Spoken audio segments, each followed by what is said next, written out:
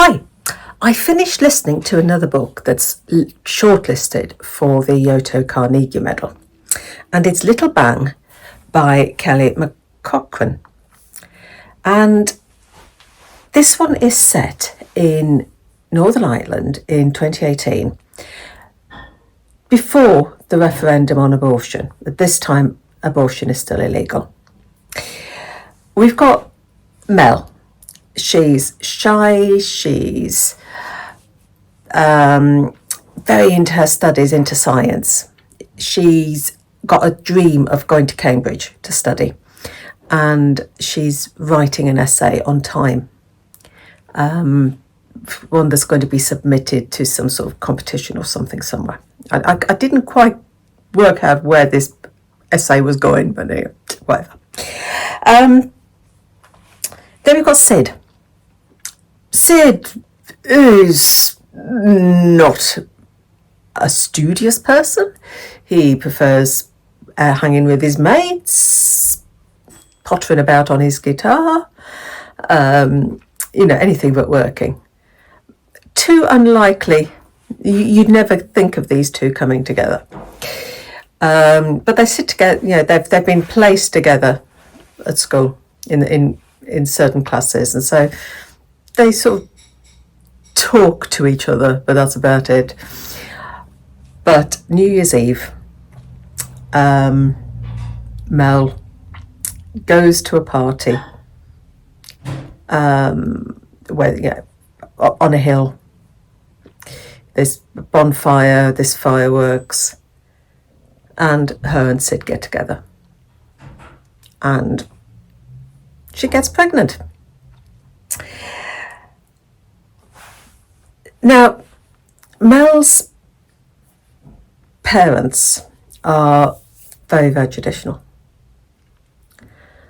And although they're angry, upset, angry, they'll do everything for Mel. They go sort out, Mum will look after the baby while Mel goes back to school, all that sort of stuff. That she'll postpone her A-levels for a year. They've got Mel's life and the baby's life mapped out almost. Sid, his single mum, his dad Scarpard, his mum Lucille, very, very different. She thinks that Mel.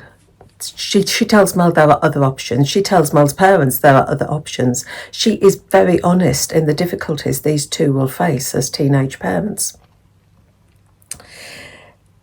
As for Mel and Sid themselves, Mel, she doesn't want people to keep telling her what to do. She wants to have the information to make her own decision almost.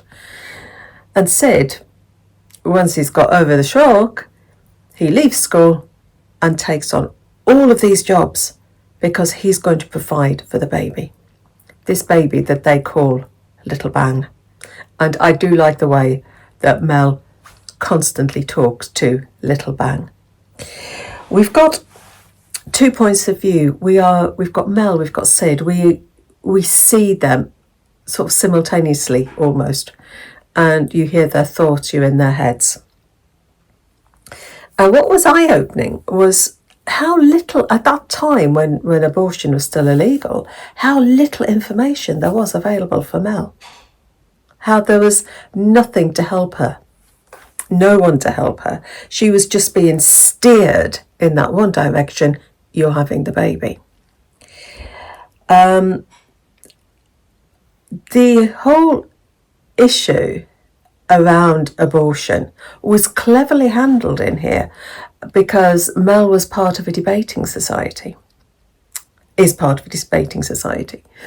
And one of the debates was on abortion. So it was very cleverly done, the way that all the arguments were put through this debating society.